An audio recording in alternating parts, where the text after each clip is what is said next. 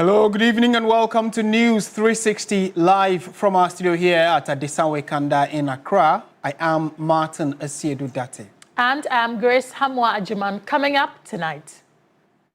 News 360 Headlines is brought to you by Flamingo Paint, Pepsodent Charcoal and Pepsodent Herbal, EcoBank, Nero Prime Water. Tonight, the Chief Executive Officer of Cocoa Board says new funding model will target cocoa value addition to avoid the use of raw cocoa beans as collateral.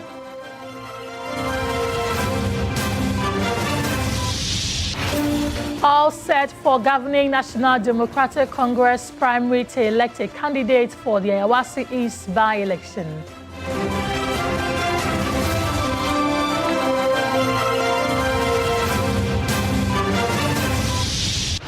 Later in the bulletin, the Interior Minister Muntaka Mubarak urges heightened border surveillance as security threats within the West African sub-region rise.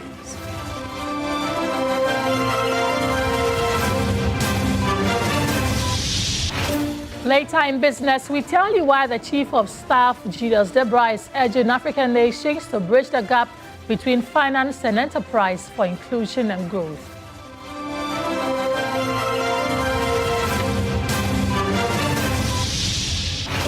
On the international front, Iranian Foreign Minister Abbas Araghchi says U.S. talks in Oman is a good beginning.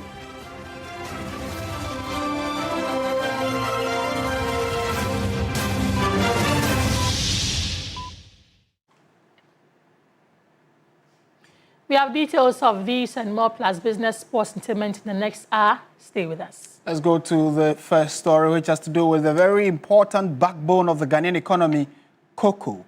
The Chief Executive Officer of Cocoa Board, Dr. Randy Abbey, says Cocoa Board, the Finance Minister and the government are putting in place a new funding model that will ensure value addition and prevent raw cocoa beans from being used as collateral. Addressing the media in Accra, Randy Abbey urged stakeholders in the sector to exercise restraint while they work diligently to resolve the situation as quickly as possible. Dr. Randy Abbey said Cocoa Board is fully aware of the challenges and appreciates the concerns raised by the farmers and the licensed buying companies. He explained that the recent payment delays are largely due to the breakdown of the syndicated loan agreement in 2022, which had been in place for about 32 years. The Cocoa Board CEO noted that the delayed financing severely affected cocoa purchases and deliveries, especially during the 2023-2024 season, when funds arrived 4 months after the season opened. In 2022, Cocoa Board was unable to service both the interest and principal of the cocoa bills, and therefore asked for a restructuring of the bills. So that told you that the financial community had become aware of what Cocoa Board's situation was, and there was some reluctance in financing the crop. I mean, at the end of the day, Cocoa Board even had to rely on the Ministry of Finance for a $70 million bridge financing to be able to purchase the crop in that same year, and that is a loan that we expected to pay. So no wonder that was also the season that Cocoa Board could not supply 333,767 tons. Dr. Randy Abbey said the NPP government superintended over the situation and chastised the minority for attempting to capitalize on it. The ranking member, apparently at the press conference, has said that I had been going around saying that Cocoa Board defaulted on paying the syndicated loans. The truth of the matter is that nowhere have I ever said that What I have said is that Cocoa Board signed contracts and failed to deliver 333,767 tons. That is sold at $2,600 a ton. They fixed the 24-25 price, the farmer share at $3,100 US. Anytime the LBC pays the farmer $3,100 for a ton, and we use that to service the rollover contract, a debt of $500 accrues. He assured stakeholders that Cocoa Board, the government and Ministry of Finance are working to address the challenges and explore new funding models that prioritize value addition and avoid using cocoa beans as collateral. We had targeted to start this new funding model from the 26-27 season. Unfortunately, the prices have come crashing, and so what is happening is that our cocoa at the current price is too expensive for the buyers. And it is the buyers who are financing the crop under this model. You have the buyers now moving to other markets where the prices are competitive. We're working assiduously and we expect to come up with a solution as soon as possible. Dr. Abe said Cocoa Board has already paid over 620 million Ghana cedis to the licensed buying companies and is committed to finding a sustainable solution. Staying on the subject matter, let's speak to Nana Oboade Opambo Boateng Bunsu, who is the president of the Concerned Cocoa Farmers Association of Ghana. Nana, good evening. Thank you for joining us on News 360. Good evening. Kindly speak up for me so my viewers can hear you loud and clear. To start with, what do you make of the proposal from Cocoa Board that beyond the current situation, they are hoping to explore new funding models for cocoa purchases, focusing on promoting value addition rather than just supplying the raw beans as collateral? Well, what I would say for now is there's an engagement, and even with the MVOs across the cocoa industry, we're having a meeting that is Monday also to come out with the situation on the ground. But for now, what I can say is all farmers across the country have to exercise patience because there's a good news coming. Cocoa Board is trying our best to make sure that the money will be paid very soon. Right. So if I had you read the latter part of your submission, you say all cocoa farmers are doing what exactly? All cocoa farmers to exercise patience. Those that they wanted to stage a demonstration, those that they want to give their cocoa farms for other illegal activity, all of them have to exercise patience because there's a good news on the way coming, and then very soon their money will be paid. So are these concerns recent or they've been in existence for some time now? The bit about the delay in payment of monies to the farmers and the fact that this current administration under the Cocoa Board CEO is now considering new options. Why is it that it is now we are looking at this? Well, there's something that is administration that I can't say it because it's the Cocoa Board that have the mandate just to explain it further. But then for we as farmers, all that we do is we produce our beans, we send it out there to get our money. But with the information that we are having now is the Honorable Enforcing has been forced in a way, and then there's a directive which very soon, and as soon as possible, farmers are going to receive something good. One concern we also picked up over the last few days that this cocoa conversation has been in the media is that Ghana's cocoa has become a bit more expensive compared to neighboring countries, and because of that, buyers on the international market are considering our neighbors or other countries. What in your estimation is accounting for our cocoa becoming a bit more expensive? Well, because one, the reason is it's a little bit dicey because one, looking at what happened with the previous year, most of the cocoa that now the price is still stand like, let's say we still hold on the price because they are saying that our cocoa is expensive is we still maintaining the price that we have. Though international market have reduced the price, the dollar has come down. But ours, because our cocoa get into before this catastrophe or whatever came, that is why our cocoa stands so that we've not reduced it. But yes, still, Cocoa Board will try all its best in a way that farmers will get the price that they want, and then also negotiate with the buyers that they are coming, so that at the end of the day, they will get a fair, price for we also to get our money. All right, Nana, we are grateful that you made time to speak with us this evening. Nana Oboade Pambuo Boateng Bonsu is president of the Concerned Cocoa Farmers Association of Ghana. Well, let's turn our attention to the upcoming Ayawaso by-election, and the camp of Baba Jamal has dared Musa Dankwa to provide full details of his recent post suggesting a win for the wife of the late MP Hajia Amina Adam ahead of its parliamentary primaries. The National Democratic Congress is set to elect a candidate who will lead the party into the upcoming Ayawaso East by-election, a seat most political watchers say is a safe haven for the ruling party. George Quainin was in the constituency to engage delegates, electorate, and the various camps 24 hours to the big day and reports. The constituencies are washed with colorful posters of aspirants contesting the National Democratic Congress NDC parliamentary primaries. From an initial number of 6 aspirants, 5 remain in the race after 1 pulled out.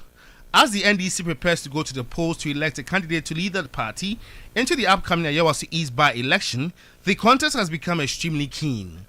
The camp of Baba Jamal, the current High Commissioner of Ghana to Nigeria, has expressed dissatisfaction with a recent poll by Global Info Analytics predicting victory for the wife of the late Member of Parliament, Hajia Amina Adam. I am telling you what is happening on the ground. And I am telling you, I dare him to publish the details of his investigation. He didn't do anything here. Where do you publish a general election when you know in Saturday we are holding a general delegate one? Musa Dankwa didn't do any survey in Nima. Whatever he published was born out of his own imagination. Meanwhile, the camp of Hajia Amina Adam has also dismissed claims that their candidate is defined Islamic tenet by contesting the election when she is expected to observe either a 4-month, 10-day ride for widows.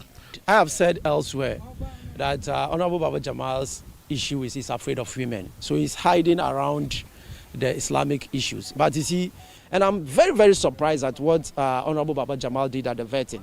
All the other contestants agreed to support the woman observing Ida to be the first to be interviewed and vetted to go. Only Honorable Baba Jamal refused. Whilst Islam encourages men to support and be kind to women. So these are the dynamics. Instead of them rather throwing shades at Ajia, Ajia has believed in what Allah has asked her to do. And it is not Ajia who is leading the campaign. It is we, the delegates, and the community who is leading the campaign. For both delegates and the electorate, the overriding expectation is the selection of a candidate who can transform the constituency and give it the facelift it deserves. Hajia Amina Adam is a very virtuous woman. She likes everybody. She's a mother of all. She does not say she's a Muslim. She will do everything to Muslim, but she's doing it to all the tribes. That's why we made our decision that we'll vote for her to win. Rest first, the notorious part of what you said. This is an idea of what Nima used to be in the past. But I know you've been to Nima several times. You can attest to the fact that Nima hasn't been like that in a very, very long time. So, in as much as the place is peaceful, we still want someone who would still paint a positive image of the community and then do to us what we want to move the community forward. Not even the Nima community, but then the whole constituency. The winner for the NDC primaries will join 2 independent candidates and a parliamentary candidate from the New Patriotic Party, NPP, contest the March 3 Ayawaso East by-election. George Quainin, TV3 News, Nima, Accra. Well, let's stay a while longer on this and speak with Mahdi Jibril. He is the Acting Director of IT and Elections for the NDC. Mahdi, thank you for joining us. Talk to us about preparations for the election on Saturday. It's a good evening to your viewers. Tomorrow, all is set for the elections, which will take place at the Nima cluster of schools. The elections will start from 9 a.m. and ends at 4 p.m. All materials for the elections, especially the ballot papers, register has been handed over to the Electoral Commission this morning. Police has been given the authority to take over the venue from now till tomorrow after the elections. As a party, we have not received any petition, any issue from any of the aspirants. That means that all is set for tomorrow elections. And do we know how many delegates are voting tomorrow? What is the assurance from the party to these delegates, especially about the safety, as well as how seamless the process is going to be? We are expecting 1,047 delegates tomorrow, plus and minus.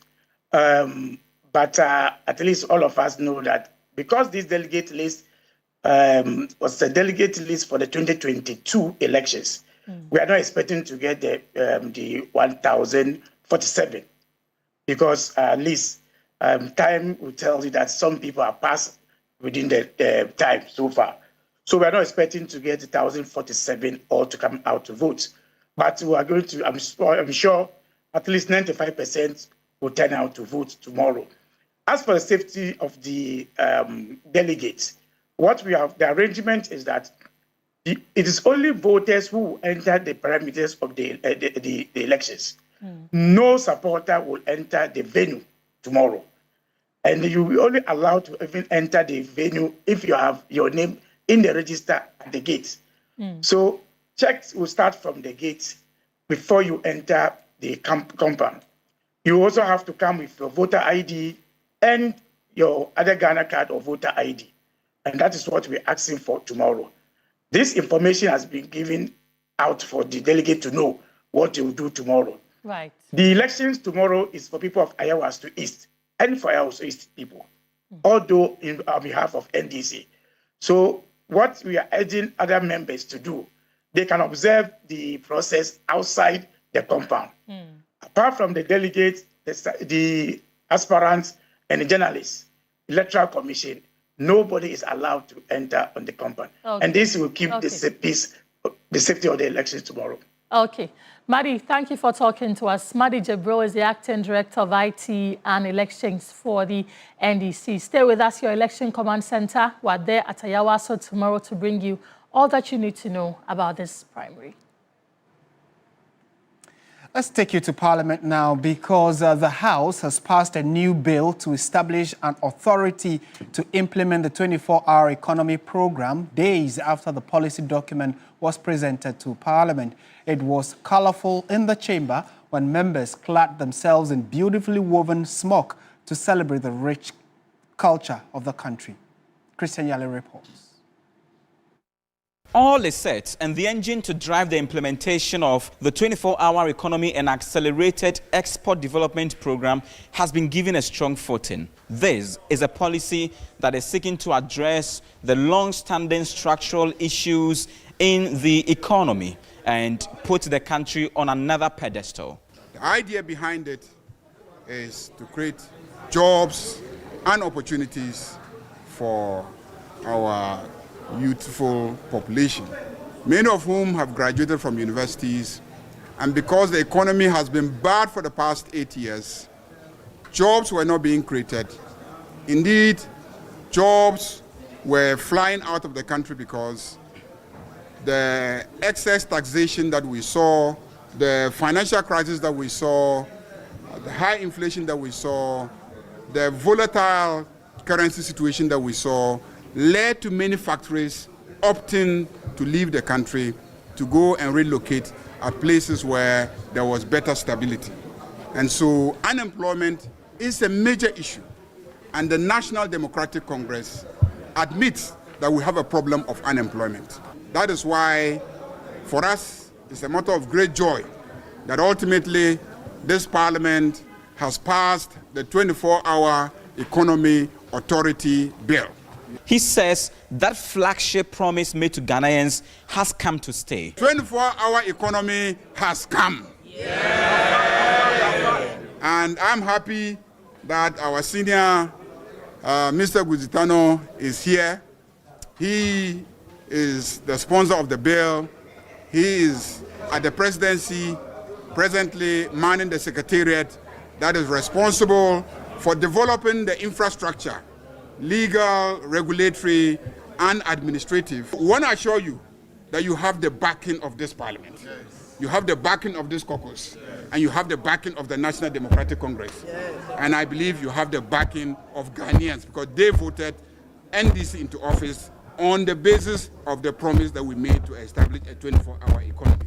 In a colorful and symbolic display, members of parliament adorned themselves in beautifully woven smock in the chamber and around the precinct of parliament to celebrate one of Ghana's foremost cultural identities. They spoke to me about the significance. I would say what happened in Zambia is just a blessing in disguise.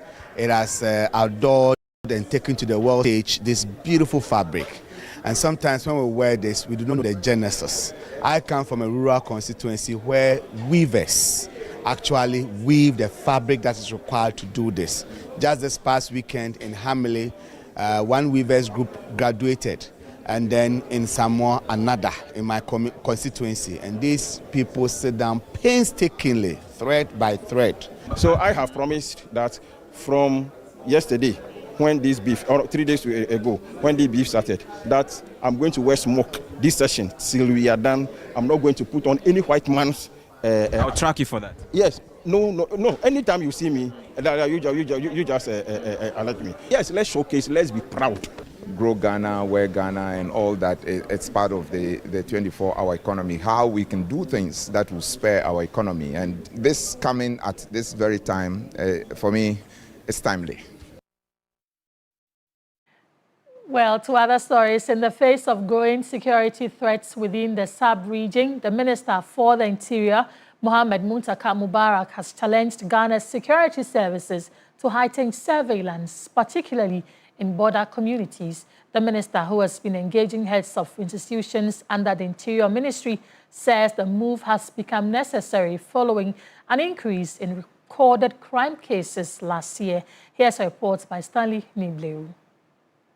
Representatives of the Ghana Police Service, the Ghana National Fire Service, the Ghana Prison Service, the Ghana Immigration Service, and the Narcotics Control Commission are meeting in Adan to take stock of their collective performance. Also participating in the meeting are officials from the Commission on Small Arms and Light Weapons, the National Peace Council, the National Disaster Management Organizations, the Gaming Commission, and the National Identification Authority. The engagement focuses on identifying lapses, correcting operational challenges, and re-strategizing to enhance security operations as the country moves into 2026. Discussions at the forum also touched on budgetary allocations for the sector and explored more effective ways of safeguarding the country against emerging threats. Chief Director at the Ministry of the Interior underscored the importance of the engagement, noting that coordinated efforts among the agencies remain critical to national security. The Minister for the Interior, Mohammed Muntaka Mubarak, challenged the security agencies to intensify surveillance and intelligence gathering in response to heightened sub-regional security threats. We have observed heightened public concern over crime trend, persistent border security pressures linked to transnational threats, increasing demand for effective regulation, and growing public scrutiny regarding accountability, service delivery, and respect for human rights. This mixed outcomes underscores the importance of a deliberate, evidence-based performance review such as this one. The Executive Secretary of the Commission on Small Arms and Light Weapons, Dr. Adam Bona, touted the success of the Gun Amnesty Program. He revealed that more than 4,000 firearms have so far been voluntarily surrendered by citizens. It's been the most successful amnesty in the whole of the sub-region. And we got almost 4,000 weapons were brought in. It's unprecedented. But what is probably pending to be done would be the arms bill that must be passed, and then an ally, which is, usually referred to as a control list. The last illicit weapon in this country, we will retrieve it. It's one of the things we have told ourselves. The Interior Ministry says the outcomes of the engagement will inform future policy decisions and operational reforms aimed at strengthening interagency collaboration. Authorities remain hopeful that sustained dialogue, improved resourcing, and enhanced surveillance will help keep Ghana safe amid rising security concerns in the sub-region. Stanley Nibleu, TV3 News. Ada, Accra. In more news this evening, the Accra High Court has granted lawyers of Vehicle Endorsement Association of Ghana's plea to serve hearing notice to Original Manufacturing Endorsement Company Limited, the second defendant in the suit against the DVLA. The plaintiffs are seeking to restrain DVLA from rolling out a digital or any new vehicle number plate registration system without their participation. Lord Eduasara reports. Despite being joined to the suit, Original Manufacturing and Embossment Company Limited, the entity contracted by the DVLA for the new registration system, failed to show up in court on Friday for the case. When the case was called, Marcelinus Bia, holding the brief of Martin Pibu, counsel for the Vehicle Embossment Association, indicated to the court that they had served processes on the second defendant on January 26 and prayed the court for a short adjournment to serve them with a hearing notice since they were absent. Justice Isaac Addo granted the plea and adjourned the case to February 13 to allow the plaintiffs to serve the hearing notice. Public Relations Officer of VMAG, Benjamin Mensah, spoke after the proceedings. We are not worried and we are not fighting them for anything about the manufacturing. The concerns are that we have been given a letter to purchase machines, and we have been in this business for 30 years working with the DVL. We are saying that, why did you allow us to go and buy machines? We are not part of the manufacturers. We are embossers. So let the person manufacture the number plate, put the security features that you want. You give it back to the embossers, they will emboss. That is just what we are saying. We just want him to understand that the contract that was signed on the 26th, the so-called contract, there was nothing like embossment added to the manufacturing. So they have to give us our work to go and do. The Vehicle Embossment Association of Ghana and others are challenging the DVLA's decision to exclude them from the introduction of a new vehicle number plate embossment system. They argue in their suits that the implementation of the system and the processes leading to its rollout affected their operations and loss of jobs by members of the association. However, DVLA maintains that they did not err in the introduction of the new number plate system since it is within the company's statutory mandate, adding that it will ultimately enhance operations. Lord Eduasari, TV3 News, Accra. Well, good news for food lovers because Hoshi Instant Rice has officially entered the Ghanaian market with 3 exciting products. Ready in just 2 minutes, it delivers convenience without compromising quality. Hoshi Instant Rice is now in Ghana, offering 3 choices: white rice, brown rice, and jollof rice. Carefully packaged by Ghanaians for Ghanaians, Hoshi brings convenience to your table in just 2 minutes. Marketing partner Kwame Amihie Duke says Ghanaians can look forward to a rich and tasteful experience of authentic Hoshi rice. Today we are launching the first variant, which is the white rice. Why instant rice? People would ask why instant rice. Instant rice because we believe that the world is moving towards a very fast-track pace, where people are looking for convenience on the go. So Hoshi Instant Rice is not just rice, but it's health and convenience in one bowl. So it gives you the perfect portion, which is the bowl size. It gives you the perfect taste, where we have the perfect balance of salt in the food. And also the rice is premium. All you have to do is just microwave it for 2 minutes and it's ready for you to eat. Customers are assured of premium quality, rich nutrients, 0 preservatives, and a healthy choice for both children and adults. We are working towards health. That being said, we pay key attention to the technology we have. There's no preservative. All you see in the bowl is rice and water. So it's health, and we want to reassure you that it is nothing else than what we have put together, which is healthy living right at your doorstep. So you don't just buy it because you're looking for rice.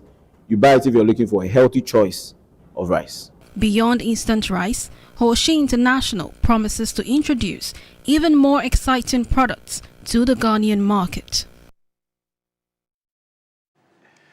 Still watching News360 on TV3. We're taking a quick break. We'll be back with the latest in the world of business.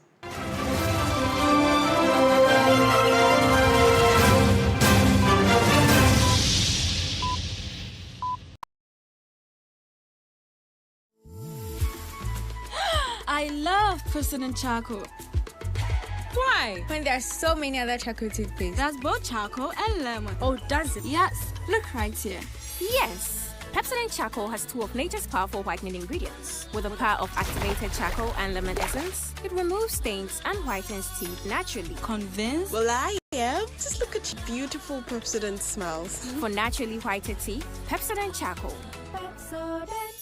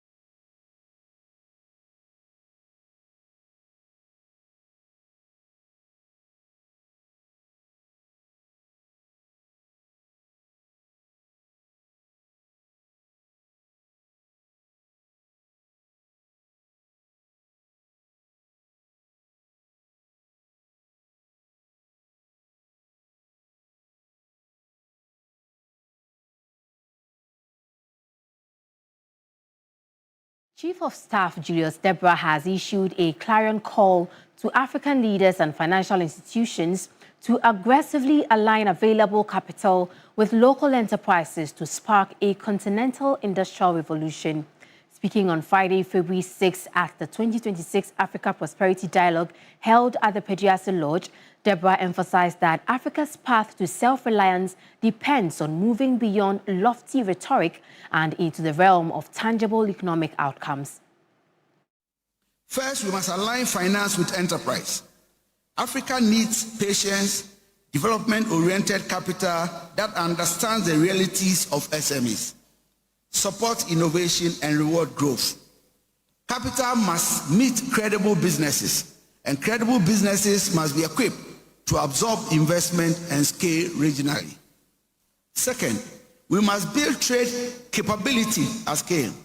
Export readiness, standards of compliance, digital trade literacy, and logistics efficiency are no longer optional. They are a must.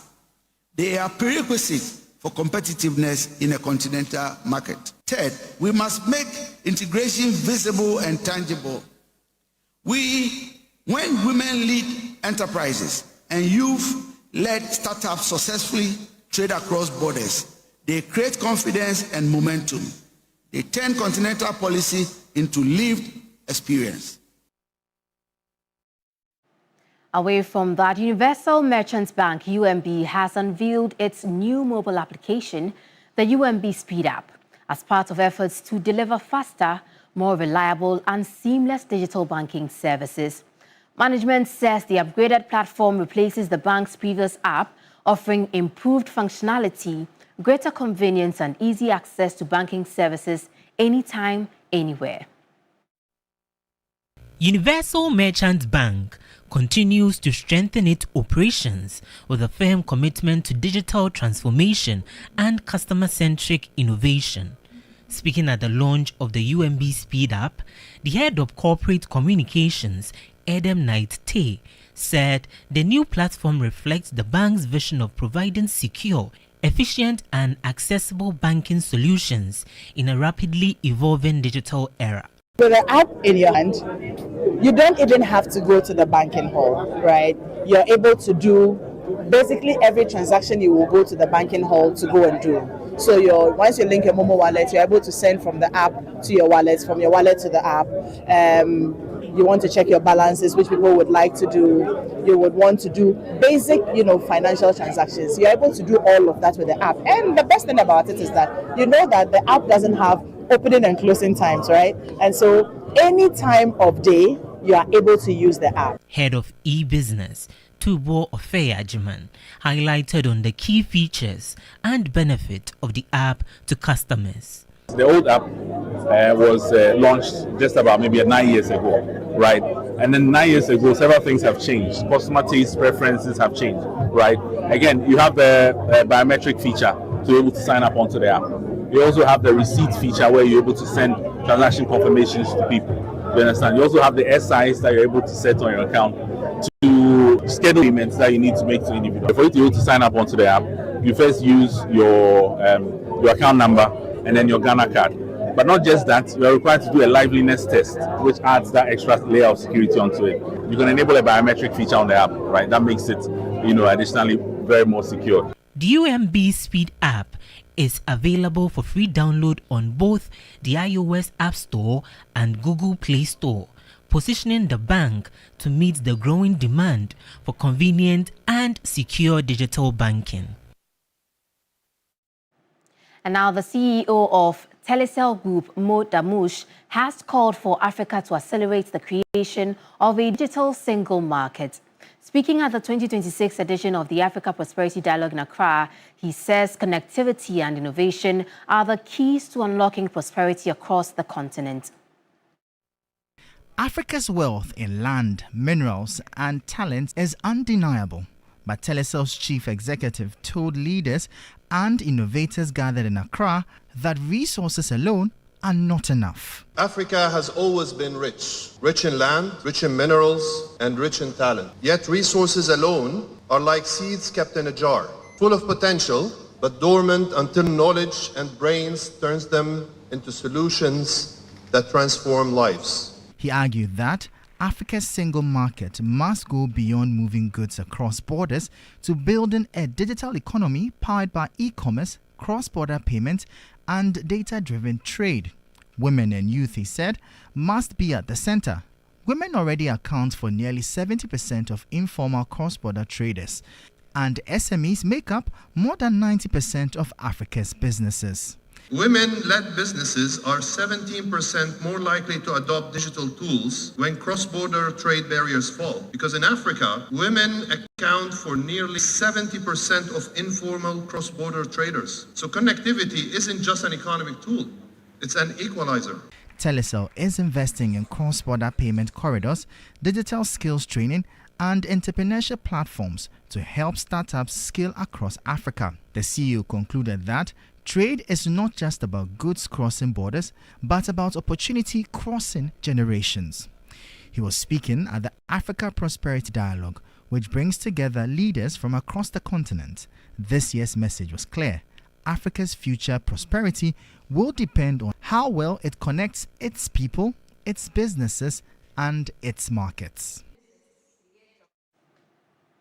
In more news, Ernest Chemist Limited has launched activities to mark its 40th anniversary, celebrating 4 decades of pharmaceutical manufacturing and healthcare delivery in Ghana. The event brought together key health sector stakeholders, including regulators and the Ministry of Health. Here's more. From a modest beginning to becoming one of Ghana's leading pharmaceutical manufacturers, Ernest Chemist Limited is marking 40 years of operations with a renewed focus on quality, innovation and access to healthcare. The anniversary media launch set the tone for the celebration as management outlined the purpose of the event and the company's long-term vision. Years that are coming, we are going to continue our investment in the infrastructure especially, and you might have heard the mention of the GMP factory, which is coming up in the next few months. It's going to boost our production capacity. We are going to be able to serve Ghanaians and the sub-region better, and we look forward to a very bright future going forward. Beyond the celebration, Ernest Chemists say the milestone is a reminder of its responsibility to maintain high production standards, strengthen distribution and expand into export markets. As a wholly Ghanaian-owned company, our contribution to national development spans several sectors. One of our most significant impacts has been in job creation, providing direct employment to over 1,500 Ghanaians. Our commitment to local content is also evident in our supply chain, where we deliberately engage local suppliers whenever possible, therefore supporting the Ghanaian businesses and strengthening the local economy. The Ministry of Health underscored the importance of strong local pharmaceutical manufacturing in ensuring access to safe and affordable medicines. As Ernest Chemist marks 40 years, the company says the focus now is on expansion, innovation and partnerships that will deepen its impact in healthcare delivery in Ghana. We'll end the segment with updates from the forex and commodities markets. I'm Minu Afo.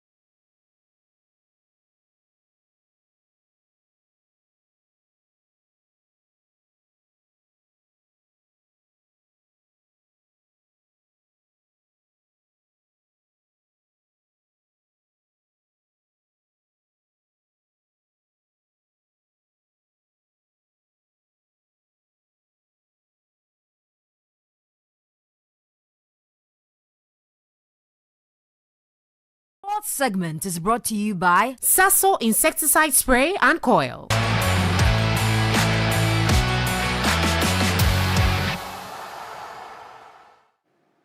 Hello, good evening, and welcome to the sports segment here on News 360. My name is Bill Leshen. Now to our first story. The Ghana Football Association, in consultation with key stakeholders, has moved to significantly boost the Black Stars technical setup with the appointment of 5 highly experienced professionals ahead of the 2026 FIFA World Cup in North America. The strategic additions are aimed at enhancing the team's competitiveness and ensuring a well-balanced technical structure as Ghana prepares for the global showpiece to be hosted by Canada, Mexico, and the United States of America. There are more details in this report. So the Ghana Football Association has announced 5 key additions to the technical team of the Black Stars ahead of the 2026 World Cup. Now, key amongst them all is Black Queens head coach Kimilas Biokekren joining Otuado as an assistant coach. That does not mean he will not continue with his role as a Black Queens head coach. Remember that he is coming with a lot of experience, having guided the Black Queens to the last Women's Africa Cup of Nations where we won bronze, and he will be hoping at guiding them again in March to the Women's World Cup in Brazil. That will be massive for the Queens. He is coming in. Also, we have French tactician, that is Alan Rivera, joining the team as an assistant coach. He is coming with a wealth of experience, having worked with the Guinean national team and also League One outfit AS Monaco.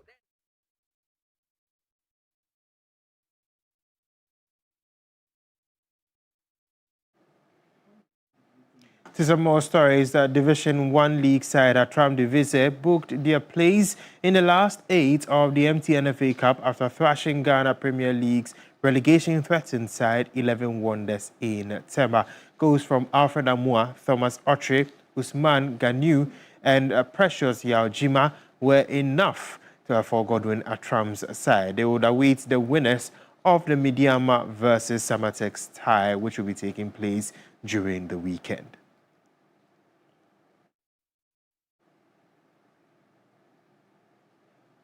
So looking at the fixtures of the MTNFA Cup for the weekend, Nations FC will take on Sweden All Blacks. Midiama will take on Samatex in Takwa True Life, who defeated Hearts of Folk in the round of 64. Will take on Hearts of Lions. There's Dreams FC versus Inter Allies, Asante Kotoko versus Adriana, Liberty Youth versus Real Tamale United, and Bekum Chelsea versus Tamale City. Of course, we have 10 Ghana Premier League sides in the competition, 5 Division 1 League sides, and just 1 Division 2 sides. That happens to be True Life Academy. To our final story, former Borussia Dortmund star and current Midiama SC head coach Ibrahim Tanko believes the launch of the Dortmund Academy in Ghana will go a long way to boost the football ecosystem. The Bundesliga outfits are setting up an academy in the country as they aim to gain a foothold in recruiting African talents. Like they said, and I'm happy that the first B4B Academy in Africa is here in Ghana, and I'm privileged to visit some of the academies in Asia, and definitely, and the academy is going to help not only the B4B players but Ghana as whole, and I'm happy that we are here.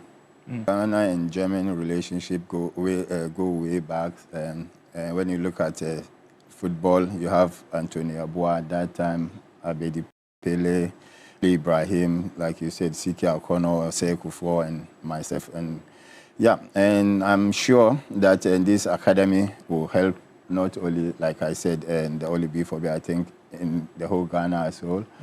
And Right to Dream have done it, and I think we can testify the kind of talented players they give Ghana, and I'm sure that B4B are here to stay, and with the kind of talented boys we have here in Ghana, definitely is going to help even the Ghana national team.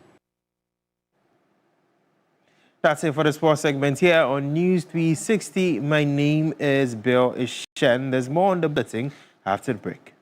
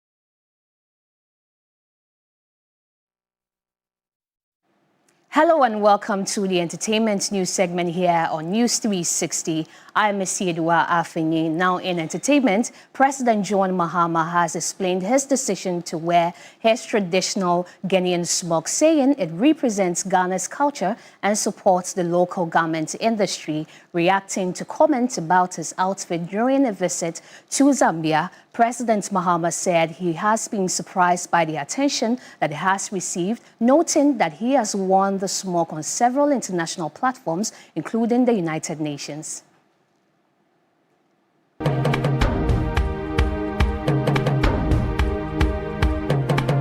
This is a traditional dress that is made by a local industry. It's part of our culture. And so in the past, it was worn by kings, royalty, and also warriors. When our warriors were going to war, they wore smocks. So smocks have become an integral part of our cultural identity.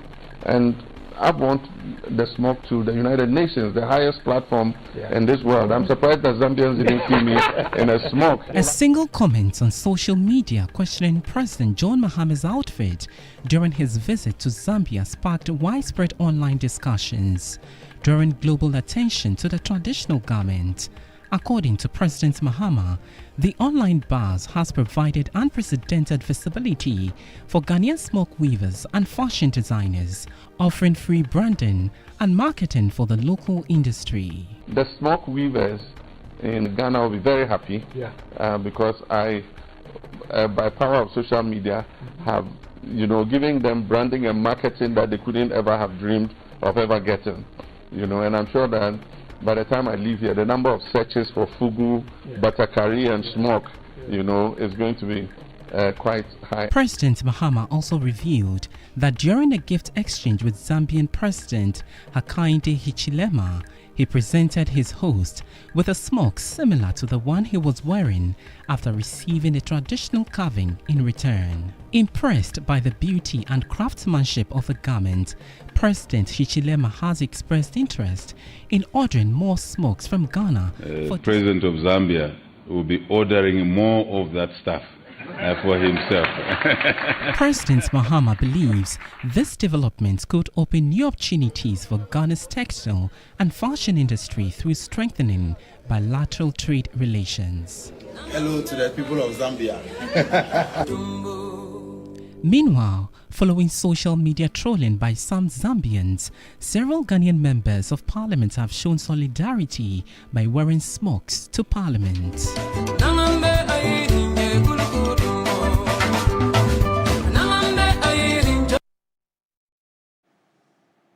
That's it for entertainment. I'm Esiedua Afeni. Over to you, Grace.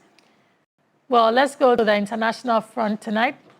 Iran on Friday said it expected to hold more negotiations with the United States, hailing a positive atmosphere during a day of indirect talks in Oman, but warning against threats after Washington raised the specter of new military action with an American naval group led by an aircraft carrier in Middle Eastern waters. U.S. and Iranian delegations held talks in Muscat mediated by the Gulf Sultanate without publicly meeting face-to-face. The talks were the first between the two foes since the United States joined Israel's war with Iran in June with strikes on nuclear sites. They also come just under a month after Iranian authorities launched a crackdown on protests that left thousands dead, according to right groups. Foreign Minister Abbas Araghchi, who led Iran's delegation in Muscat, said talks focused exclusively on the Iranian nuclear program, which the West believes is aimed at making an atomic bomb, but Tehran insists is peaceful.